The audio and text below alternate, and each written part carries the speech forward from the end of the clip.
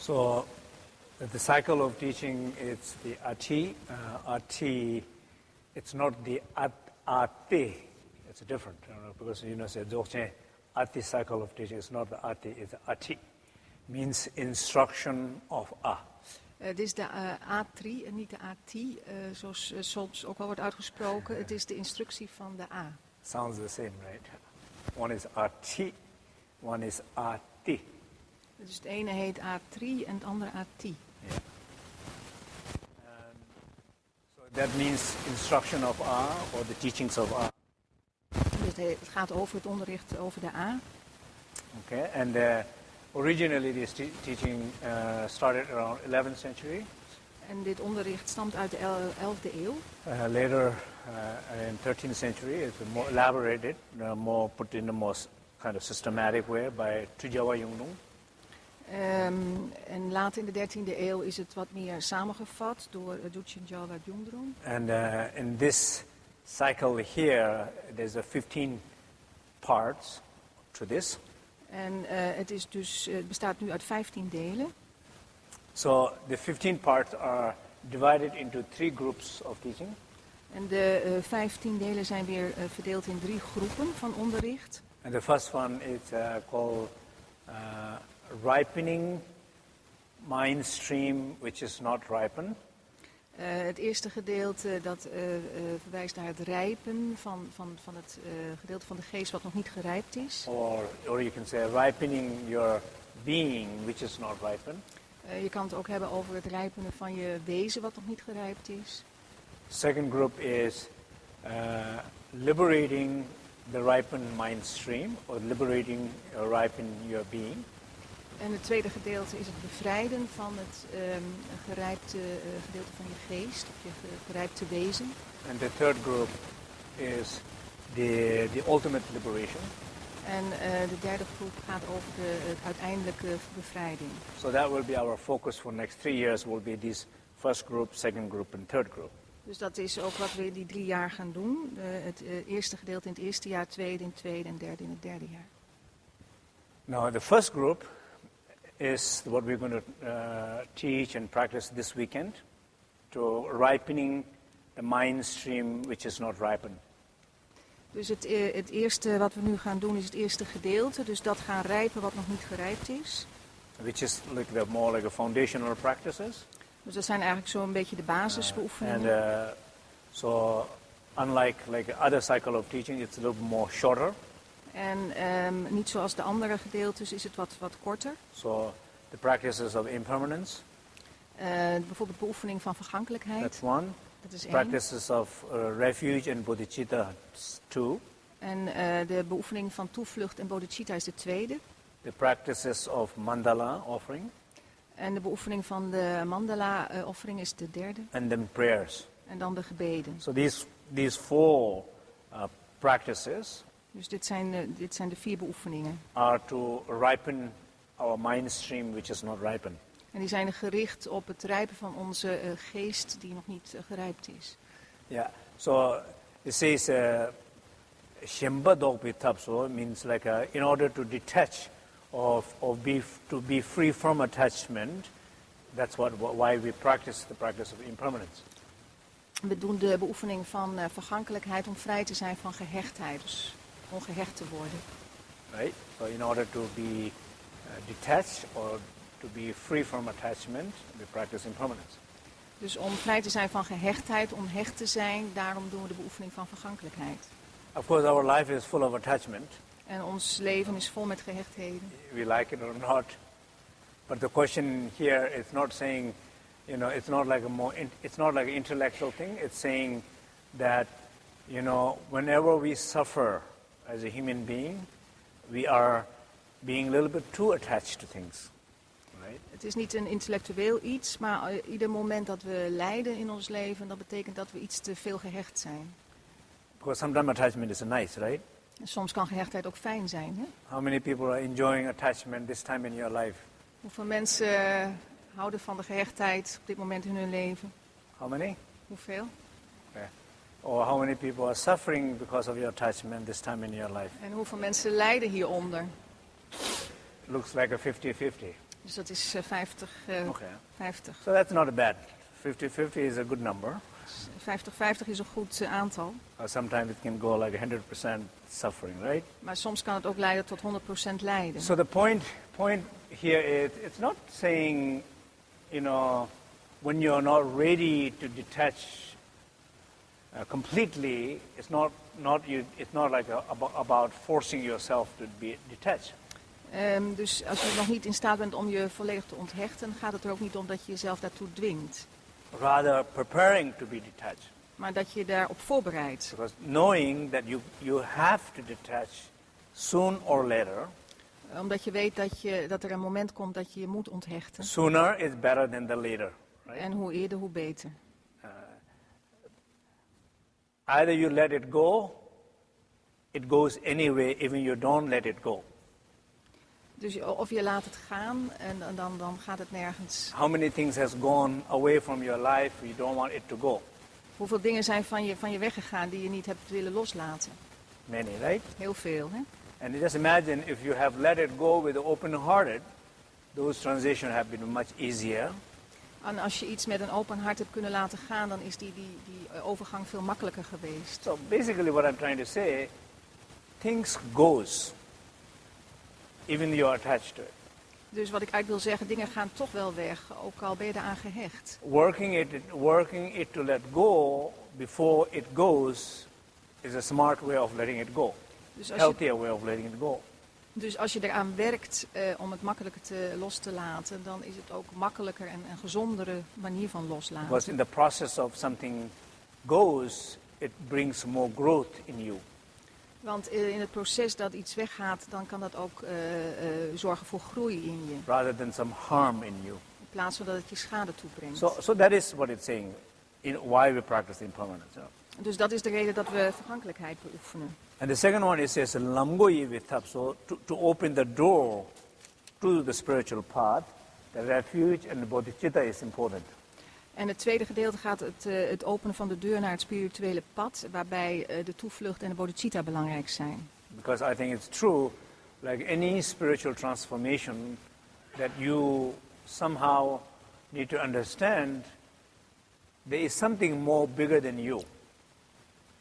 Dus bij iedere spirituele transformatie is het belangrijk dat je begrijpt dat er iets groter is dan jij. Well, in our life, when we think about our life, the one who desires to grow.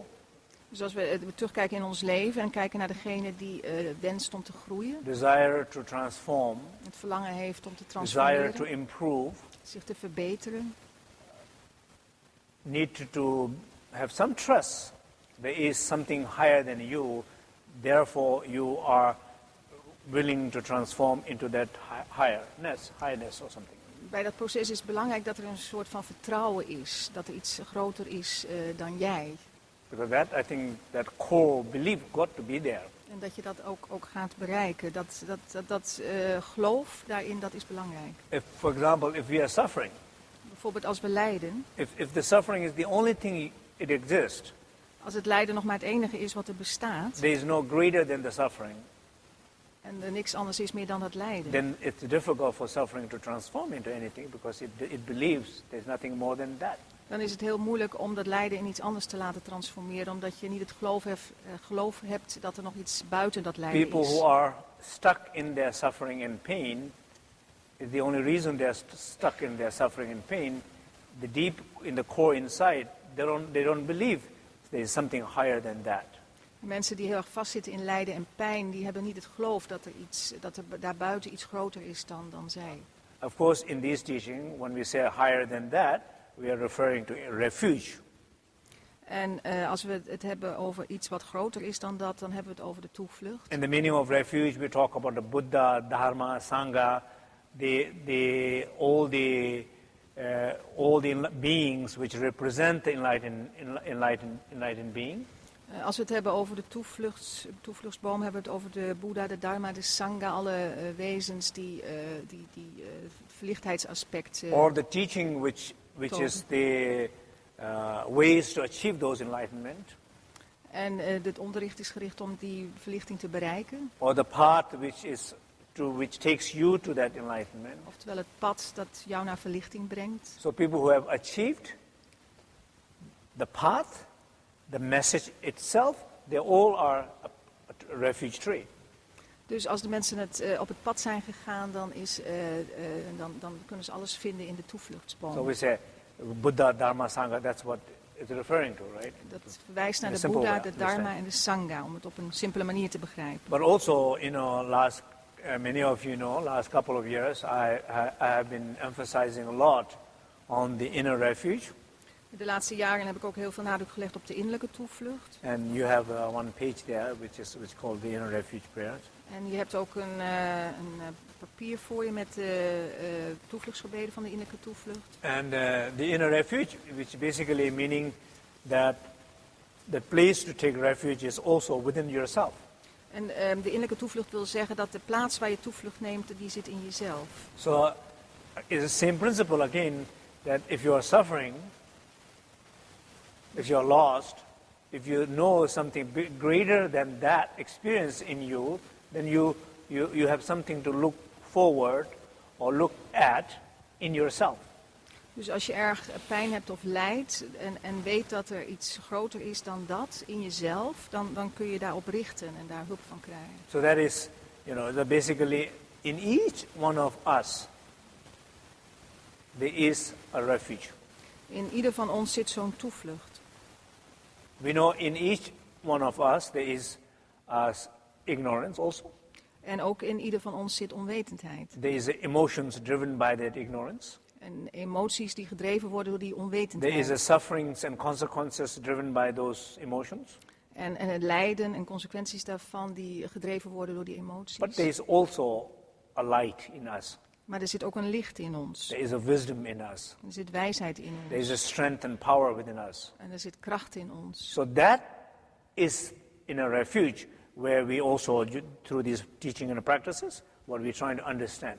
En dat kunnen we ook zien als een soort innerlijke toevlucht. So it's saying, opening the doorway to the enlightenment is the refuge and bodhicitta.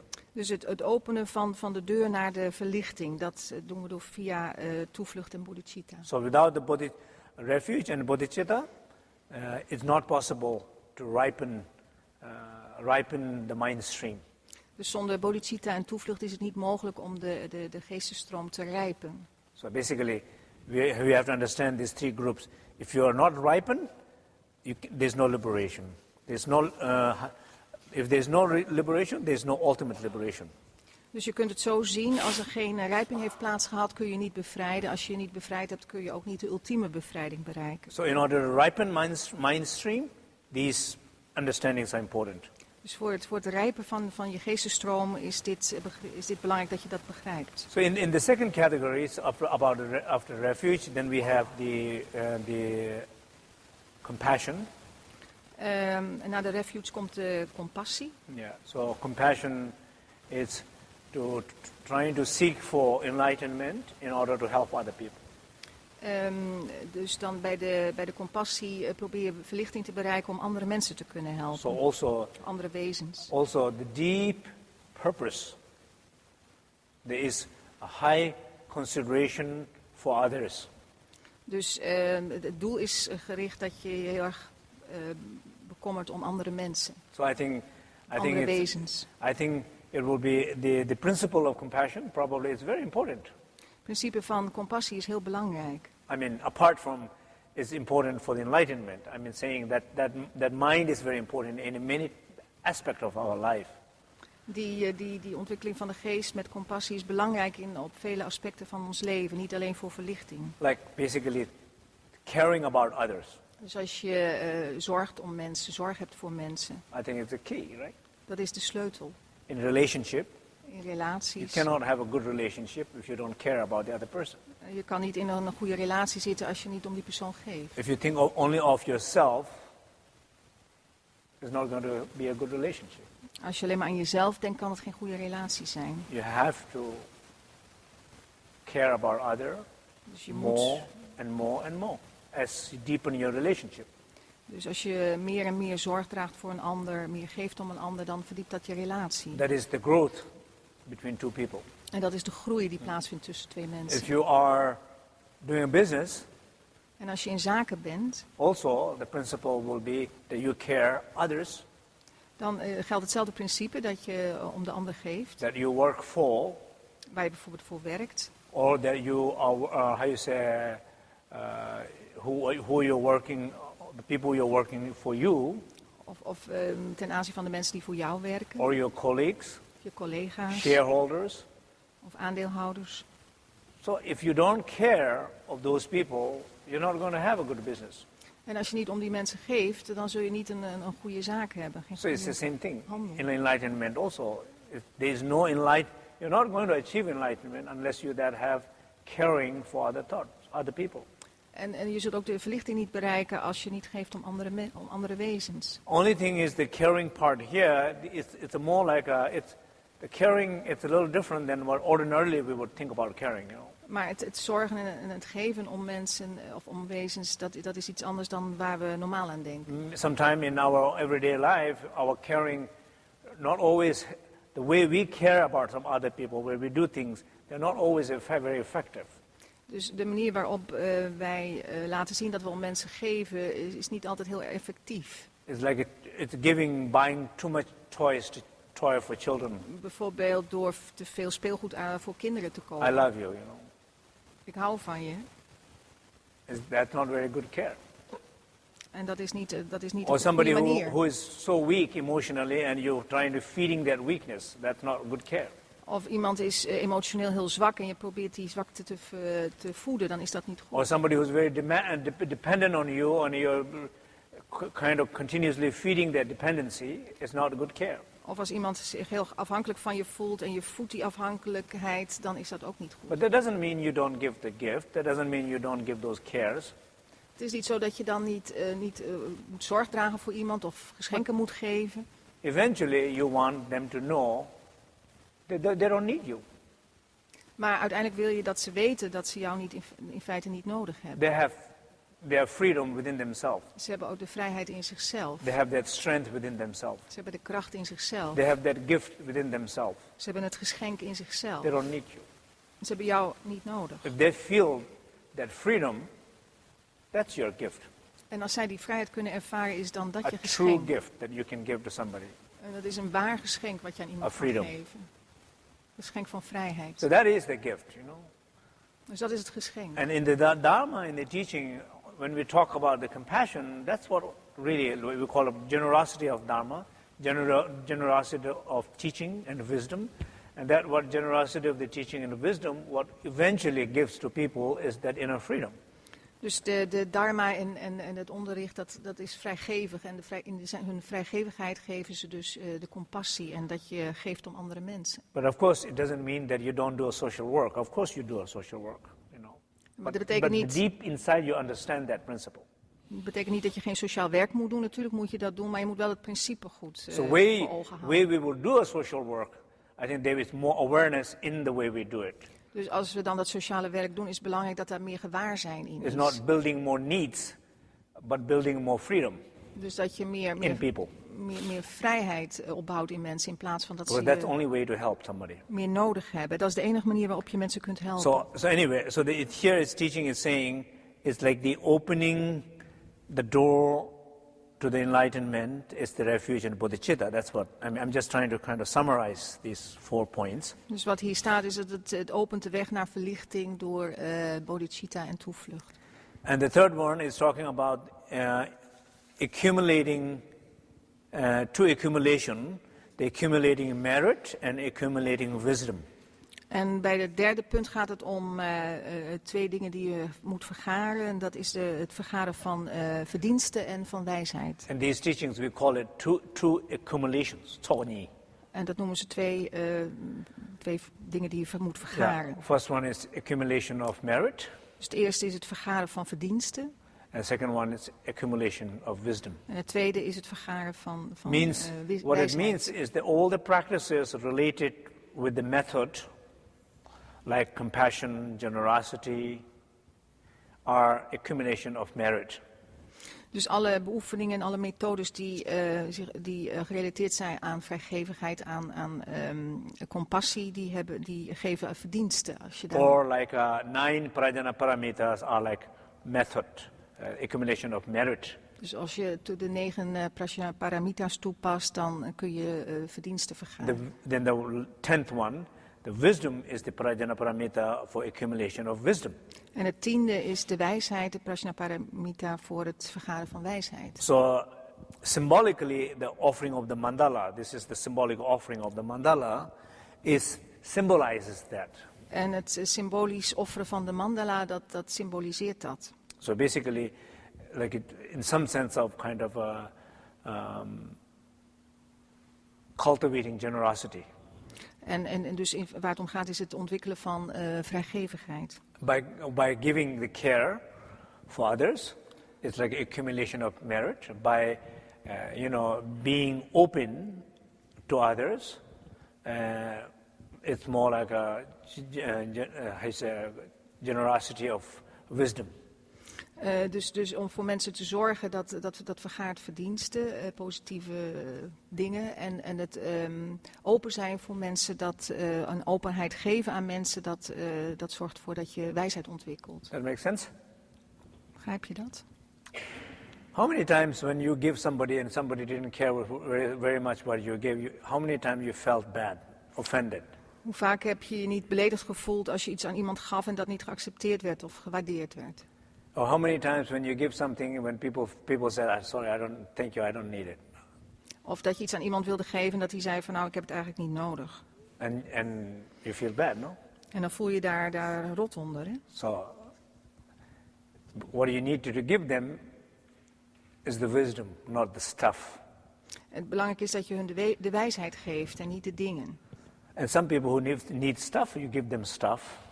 En degene die wel de dingen nodig heeft, die geef je dan And some spullen, people who dingen. need wisdom, you give them wisdom. En degene die wijsheid nodig heeft, geef je wijsheid. Right? So, but for you, the ability to be open in the process of giving something is important.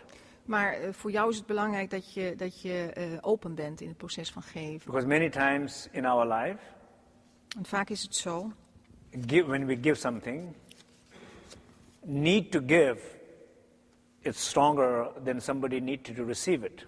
dan is het vaak zo dat onze behoefte om iets te geven groter is dan de behoefte van de ander om iets te ontvangen.